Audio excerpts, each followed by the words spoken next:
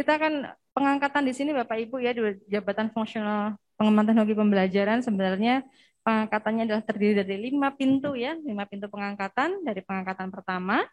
Kemudian yang kedua adalah pengangkatan perpindahan dari jabatan lain. Kemudian yang ketiga adalah pengangkatan penyesuaian atau in-passing.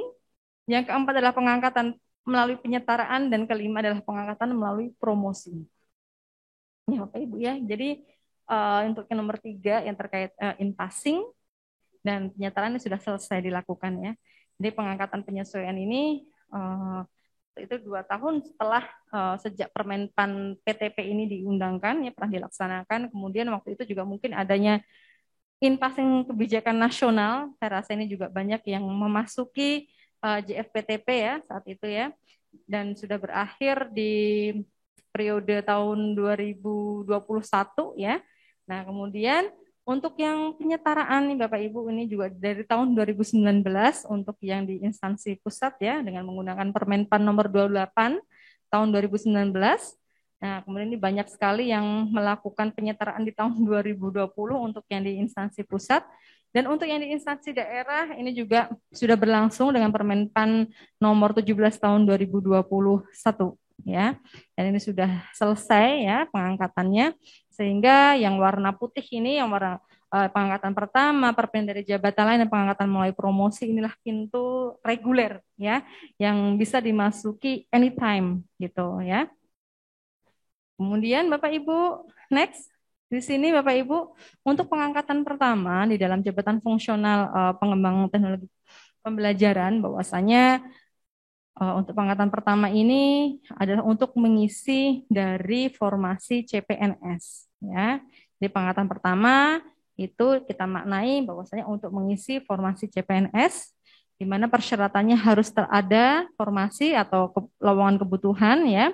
Kemudian memenuhi kualifikasi pendidikan S1 D4 di bidang pendidikan, teknologi informasi, atau komputer, komunikasi, media, dan seni, atau kualifikasi pendidikan lain yang ditentukan oleh instansi pembina. Nah, itu mungkin ada di dalam juknisnya, moga-moga sudah ini ya, sudah dirinci ya, kualifikasi pendidikan lain itu apa saja gitu ya, sehingga sudah jelas ya kualifikasi pendidikan bagi yang akan masuk pada jabatan fungsional PTP. Kemudian nilai prestasi kerja paling kurang bernilai baik dalam 1 tahun terakhir ya. Kemudian ketika seseorang tadi CPNS yang diangkat menjadi PNS ya, nah itu diangkat kepada jabatan fungsional PTP ini paling lama 1 tahun. Jadi di dalam Permenpannya ya, Permen PTP sudah disebutkan bahwasanya PNS yang diangkat dalam JF ya, JF PTP paling lama 1 tahun harus sudah diangkat. Ya, apalagi saat ini dengan adanya kebijakan PP 17 tahun 2020 dengan menghapuskan ketentuan uji kompetensi ya. Saya rasa ini memudahkan ya. Artinya seorang CPNS yang diangkat jadi PNS sebenarnya yang bersangkutan ini auto menjadi pejabat fungsional harus segera dilantik. Sudah nggak ada lagi kendala-kendala persyaratan jabatan ya. Nah, jadi itu yang seharusnya memang untuk segera diangkat. Yang harus perlu diperhatikan oleh PPK ya di instansi pusat maupun di instansi daerah gitu. Nah, yang menjadi kewajiban adalah ketika sudah duduk di dalam jabatan fungsional ya. Ketika seseorang PTP tadi, pejabat fungsional PTP yang udah duduk ya dalam JF wajib mengikuti dan lulus diklat fungsional paling lama 3 tahun gitu ya. Paling lama 3 tahun diberikan kesempatan.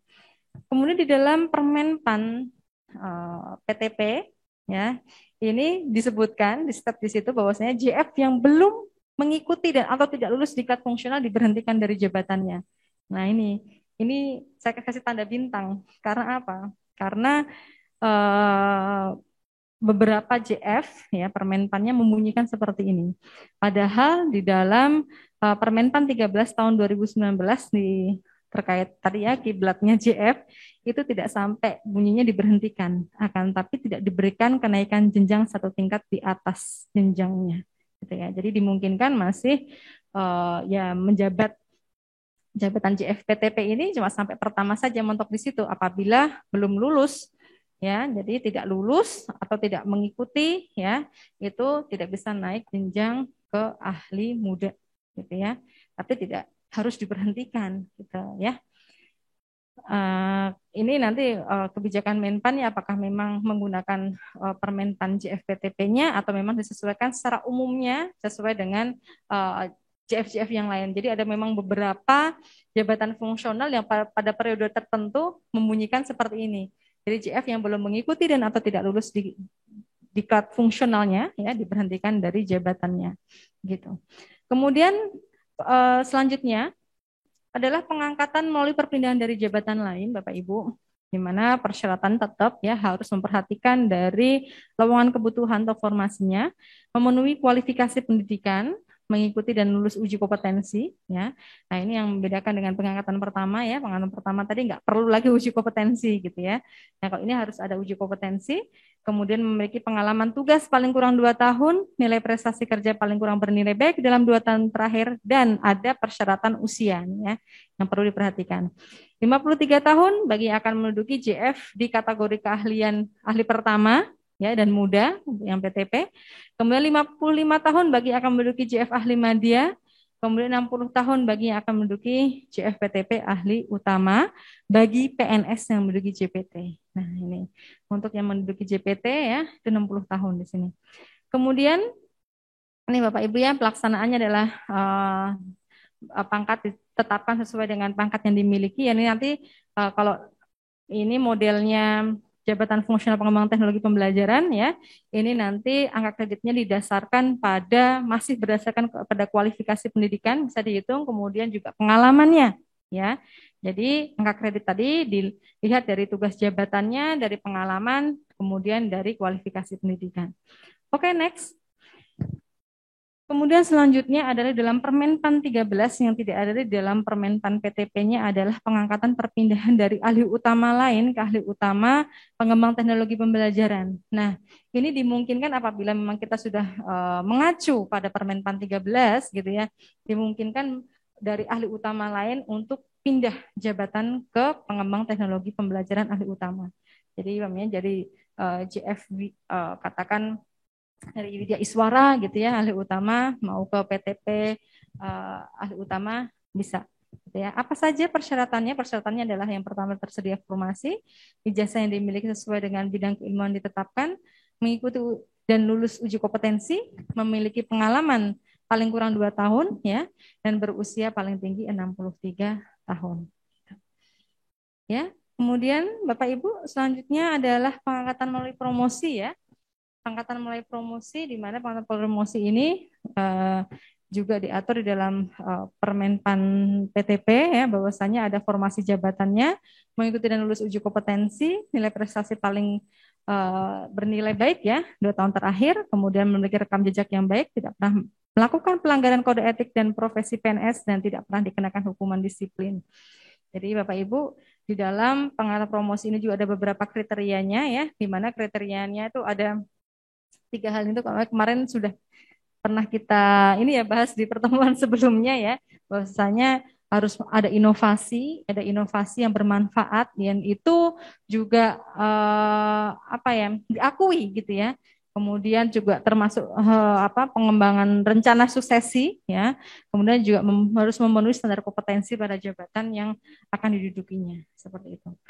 Jadi kalau pengangkatan melalui promosi itu berbeda dengan pengangkatan yang lainnya, di mana pengangkatan promosi ini adalah inisiasi dari instansi tersebut mengusulkan yang bersangkutan ini, oh memang yang bersangkutan cocok untuk diangkat pada jabatan fungsional melalui promosi. Ya, seperti itu. Baik, next. Bapak Ibu, selanjutnya kita akan membahas terkait, tadi sudah bicara terkait pengangkatan, kita akan berbicara terkait penilaian kinerja jabatan fungsional pengembang teknologi pembelajaran, di mana bisa saya sampaikan bahwasanya model penilaiannya jabatan fungsional pengembang teknologi pembelajaran bisa dikatakan masih menggunakan model konvensional. Konvensional itu masih menggunakan model jadul, masih menggunakan perdupakan ya. Jadi ke depan nanti kita sudah tidak menggunakan dupak-dupak lagi Bapak Ibu ya. Jadi nanti semoga jabatan fungsional pengembangan teknologi pembelajaran juga sudah menyesuaikan ya pada regulasi saat ini. Mana unsur kegiatannya masih dinilai terkait pendidikan, pelatihannya, kemudian tugas jabatannya, kemudian pengembangan profesi dan penunjang. Masih kita kenal ada unsur utama, unsur penunjang begitu ya. Oke, next. Apa saja nih untuk kegiatan-kegiatan tersebut? Nah, ini untuk unsur utama Bapak Ibu dari pendidikan, kemudian dari tugas jabatannya ya, dari pengembangan teknologi pembelajarannya, kemudian Bangprofnya, nah itu masuk pada unsur utama. Untuk unsur penunjangnya, ini ya Bapak Ibu ya, ini sebagai pengajar atau pelatih pada pendidikan dan pelatihan fungsional atau teknis di bidang pengembangan teknologi pembelajaran, nah itu masuk kegiatan penunjang. Peran serta dalam seminar, lokakarya, konferensi di bidang pengembangan teknologi pembelajaran, ya, kemudian juga sebagai anggota dalam organisasi profesi, kemudian keanggotaan dalam tim penilai kinerja JFPTP, kemudian perolehan penghargaan tanda jasa dan perolehan gelar ijazah lainnya. Jadi kalau ijazah tidak linier, nah ini masuk pada unsur penunjang. Gitu ya. Oke, next. Untuk sub unsur pendidikan ya di sini adalah kita lihat terkait ijazah formalnya ya pendidikan sekolahnya, kemudian ketika memperoleh pendidikan pelatihan fungsional, ketika memperoleh sertifikatnya ya itu bisa dinilaikan masuk pada sub unsur pendidikan. Begitupun ketika para CPNS ya dapat pendidikan latsar gitu ya, pendidikan prajabatan ya, sehingga memperoleh sertifikat dan masuk pada sub unsur pendidikan. Kemudian ini adalah yang selanjutnya, next adalah tugas jabatan dari pengembangan teknologi pembelajaran, yaitu pengembangan teknologi pembelajaran terdiri dari sub unsur ini Bapak Ibu ya, ada analisis pengkajian model teknologi pembelajaran, ada perancangan model teknologi pembelajaran, ada produksi media pembelajaran, kemudian penerapan model dan pemanfaatan media pembelajaran, pengendalian model pembelajaran, dan yang terakhir adalah evaluasi penerapan model dan pemanfaatan media pembelajaran. Nah, kemudian setelah itu next di sini adalah pengembangan profesi. Pengembangan profesi terdiri dari 3 hal ya. Ada penerjemahan, penyaduran buku dan bahan lainnya di bidang pengembangan teknologi pembelajaran, karya tulis ilmiah ya, KTI ya. Kemudian juga penyusunan pedoman ketentuan pelaksanaan teknis di bidang pengembangan teknologi pembelajaran masuk pada sub unsur pengembangan profesi. Oke, next. Jadi Bapak Ibu, ketika nilai-nilai tadi termasuk kegiatan-kegiatan dari seluruh kegiatan tadi ya, next. Itu previous ya sebelumnya ya. Oke, loncat-loncat ya. Jadi kerangka penilaian jabatan fungsional ya dari bagaimana penyusunan puder kegiatan ya yang dituangkan dalam SKP tahunan, kemudian penyusunan dalam dupaknya gitu ya. Itu nanti si JF tersebut harus selalu mendokumentasikan ya, mencatat, menginventarisasi seluruh apa yang sudah dilakukan gitu ya. Dan jadi seperti kondisi saat ini ya Bapak Ibu ya, karena kalau sudah terbiasa jadi seorang JF ya, termasuk saya pun sekarang sudah menjadi seorang JF, ya saya rajin sekarang mengumpulkan surat tugas gitu ya, kemudian bukti evidennya gitu ya. Apabila ada sertifikat ya, ini panitia nih kalau bisa gitu kan sudah mempersiapkan sertifikat ya, pelatihan ataupun BIMTEK gitu ya, ataupun tidak hanya untuk peserta, mungkin untuk pembicaranya juga. Jadi itu lumayan ya untuk bisa bisa dinilaikan gitu ya. Kita ada evidennya gitu ya. Tidak saja itu nanti sebagai yang bisa dinilaikan di dalam dupak kita, tapi juga dari sisi pengembangan kompetensi ya, kita sudah melampaui 20 JP ya, yang seperti yang disampaikan oleh LAN ya, bahwasanya seorang PNS itu paling tidak 20 JP per tahunnya gitu ya. Gitu. Jadi pengembangan kompetensi kita. Nah, ketika sudah pengusulan dupak ini ya, nanti akan dinilai, selanjutnya adalah tim penilai ya. Jadi akan dilihat bagaimana rencana kegiatan tadi yang disusun di dalam dupak dan bagaimana realisasinya, apakah sesuai gitu ya. Sehingga apabila sudah dilakukan penilaian, maka nanti ketika sudah sesuai ya akan ditetapkan dalam bentuk PAK gitu ya. PAK ini nanti akan ditetapkan oleh pejabat yang berwenang menetapkan angka kredit. Nah, ini saya rasa sudah ada ya juknisnya terkait tata cara tim penilai ya dan tata cara bagaimana penilaian angka kreditnya yang ditetapkan oleh instansi pembina. Nanti Bapak Ibu bisa mendownload bagaimana tata cara penilaian untuk JF pengembangan teknologi pembelajaran. Jadi Bapak Ibu ketika kita bicara terkait model konvensional yang masih menggunakan dupak ya. Dan di sini masih ada unsur penilaian terdiri dari unsur utama 80% dan unsur penunjang 20% ya. Nah, jadi kalau model konvensional itu masih ada penilaian dualisme penilaian gitu ya. Jadi dupak sendiri, kemudian nanti SKP sendiri gitu ya. Jadi kalau ke depan nanti arahnya adalah hanya satu ya, SKP itu nanti akan diintegrasikan menjadi angka kredit apabila kita masih mengacu pada Permenpan 13 tahun 2019, karena ini kita melihat kebijakan Menpan saat ini memang selalu ada perubahan-perubahan ya. Nah, ini bahwa ini barusan kemarin mungkin seminggu yang lalu ya, ada Permenpan 6 tahun 2022 gitu ya. Di depannya ini kemungkinan malah tidak ada angka kredit lagi. Nah, seperti apa? Mungkin sudah menghadirkan Menpan ya. Jadi sudah menghadirkan Menpan, bagaimana kebijakan ke depan terkait SKP ya. Namun ini masih Permenpan 13 juga masih berlaku. Jadinya belum ada yang mencabut, artinya kredit juga masih ada gitu ya.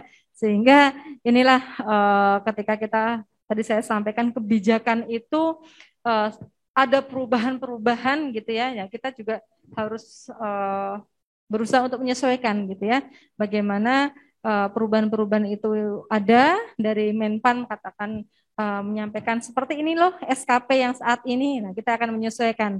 Namun ini masih ini ya apa pengembangan teknologi pembelajaran ini masih bisa berjalan karena apa? Karena Dupak masih permenpannya masih sesuai ya model konvensional gitu ya. Artinya ini masih bisa berjalan dan SKP juga tinggal menyesuaikan dengan Permenpan 6 gitu ya. Nah, nanti sambil menunggu kebijakan selanjutnya apakah ke depan nanti ketika model angka kredit itu tidak ada dari apa untuk JF itu nanti bagaimana penilaiannya lah. Itu yang mungkin nanti kita masih menunggu dari Menpan juga. Ya, jadi selama ini ya sekarang kita lakukan seperti biasanya Bapak Ibu ya. Jadi nanti Bapak Ibu silahkan tetap penilaian masih menggunakan dupak gitu ya. Sebenarnya dari sisi aturan regulasi Permenpan 13 itu berlaku ya sampai dengan 30 Juli tahun 2022. Namun memang tidak ada sanksi gitu ya, tidak ada sanksi bagi instansi yang belum menyesuaikan pada Permenpan 13 tahun 2019. Jangan-jangan nanti Permenpan 13-nya juga akan direvisi gitu ya. Jadi kita tinggal wait and see dulu ya, kita menunggu saja kebijakan yang akan hadir selanjutnya. Karena saat ini Menpan juga sedang melakukan transformasi pada jabatan fungsional gitu ya. Mungkin pekan lalu saya pernah sharing gitu ya, bahwasanya transformasi kebijakan jabatan fungsional ini saat ini ke depan nanti tidak boleh terlalu banyak jabatan fungsional. Bahkan arahnya kemungkinan JF itu hanya dibatasi 20 JF.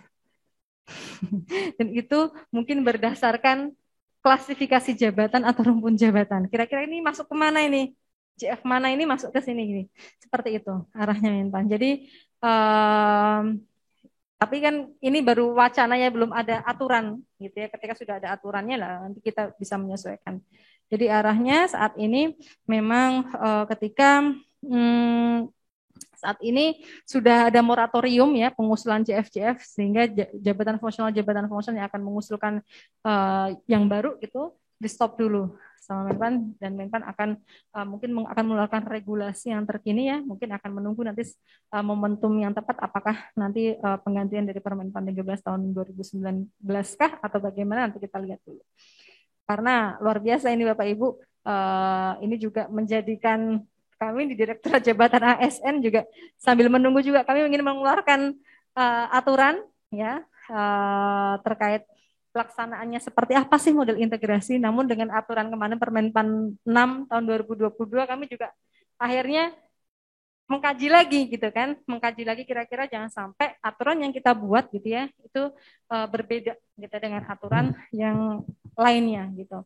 Namun terkait integrasi saat ini masih berjalan karena instansi-instansi lain pun juga masih menjalankannya ya, karena dasarnya adalah Permenpan 13 tadi masih ada. Jadi kami berburu cepat sebelum Juli harus diundangkan gitu ya gitu. Baik Bapak Ibu, next. Nah, di sini Bapak Ibu dasar penilaian angka kreditnya ya. Jadi ini bagi Bapak Ibu harus punya nih aturan ketiga ini ya, paling enggak terkait Permenpan tentang PTP itu sendiri, yaitu Permenpan 28 tahun 2017, kemudian Perka BKN-nya nomor 8 tahun 2018 terkait Juklak pembinaan JF PTP, kemudian Juknisnya ya di Permendikbud nomor 49 tahun 2018 ya. Jadi ini adalah bagaimana kedudukannya si PTP tersebut, apa saja tugas jabatannya, unsur-unsurnya apa saja. Nah, ini harus Bapak Ibu pelajarin gitu ya. Nah, oke, next saja. Baik, Bapak Ibu, inilah sebelumnya. Nah, target angka kredit minimal tiap tahun Bapak Ibu di sini ya sudah disampaikan di dalam Permenpannya. Yang itu sudah termaktub juga di dalam Permenpan 13 ya, bahwasanya seorang JF itu harus ada target angka kredit tiap tahunnya gitu ya. Untuk ahli pertama 12,5, untuk ahli muda 25, untuk ahli madya 37,5, dan untuk ahli utama yang 4D adalah 50 angka kredit gitu. Kemudian next. Nah, ini dikecualikan ya bagi yang angka kredit pemeliharaan bagi yang pangkat puncak Bapak Ibu ya, yang ahli utama 4E. Nah, ini 25 angka kredit. Nah, kemudian Bapak Ibu di dalam Permenpan 13 ada pengaturan angka pemeliharaan ini apabila tidak ada formasi. Nah, ini yang belum ada di JFPTP. Jadi dimungkinkan seseorang ketika ini tidak ada formasi di atasnya ya, artinya seorang katakan seorang ahli pertama mau ke muda tapi di mudanya sudah full, nah yang bersangkutan tadi tidak perlu mengumpulkan 12,5 ya, 12,5 seperti reguler yang lainnya tadi ya. Kalau ahli pertama tadi kan 12,5, cukup di sini 80% saja ya. Ketika tidak ada formasi maka 10 angka kredit untuk ahli pertama, kemudian 20 angka kredit yang untuk ahli muda ya, ya kalau regulernya 25 tadi ya, dan 30 angka kredit untuk yang ahli madya ya. Kalau tadi regulernya adalah 37,5 gitu ya. Ya, di sini pemeliharaan ada dua hal, karena tidak ada formasi dan karena pada pangkat puncak. Oke, next. Nah, kemudian di dalam ketentuan, nah ini yang membedakan juga bahwasanya di dalam Juklak ya, Juklaknya tadi kan di dalam Perka BKN nomor 8 tahun 2018 bahwasanya ada sanksi ketika yang bersangkutan tadi tidak mengumpulkan angka kredit ya. Kalau dulu masih refernya adalah PP 54 tahun 2010 tentang disiplin PNS, namun karena sudah dicabut ya, di mana pengaturan terkait kinerja sudah tidak lagi ngikut di PP 53 saat itu ya. Namun berdasarkan pada PP 30 tahun 2019 tentang penilaian kinerja, di mana seseorang ya yang penilaian kinerja dengan predikat kurang atau sangat kurang, nah ini diberikan sanksi Bapak Ibu ya, diberikan sanksi tapi masih ada toleransinya di sini ya. Di dalam pasal 58 disebutkan bahwasanya masih diberikan kesempatan bagi pejabat fungsional tadi ya selama 6 bulan untuk memperbaiki kinerjanya. Ya. Kemudian apabila tidak menunjukkan perbaikan kinerjanya, maka yang bersangkutan harus mengikuti uji kompetensi kembali. Kemudian apabila pejabat fungsional tadi tidak memenuhi standar kompetensi jabatan, dapat dipindahkan pada jabatan lain yang sesuai dengan kompetensinya atau ditempatkan pada jabatan yang lebih rendah sesuai peraturan perundang-undangan. Jadi dimungkinkan ya nanti untuk turun jabatannya gitu ya kalau nilainya tadi predikatnya kurang atau sangat kurang. Kemudian dalam hal tidak tersedia jabatan lain yang sesuai dengan kompetensi yang dimiliki atau jabatannya lebih rendah, maka pejabat fungsional tadi bisa ditempatkan sementara pada jabatan tertentu dalam waktu paling lama 1 tahun. Ya. Ini dikembalikan lagi, kira-kira jabatan parkirnya apa, ini ya, dikembalikan lagi ke instansi pembina. Kemudian apabila setelah 1 tahun tidak tersedia lowongan jabatan sesuai dengan kompetensinya, maka yang bersangkutan diberhentikan dengan hormat. Ya, ini balik lagi ke PP 30 tahun 2019 pasal 58.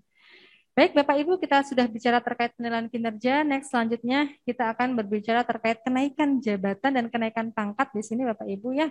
Di mana kenaikan jabatan di dalam jabatan fungsional PTP ini ya, untuk naik jabatan ya, ini ada 5 hal. Ini yang menjadi persyaratannya. Yang pertama adalah ketersediaan kebutuhan jabatan. Ya, jadi tetap formasi itu nomor 1 ya, harus ada formasinya baru bisa naik jabatan.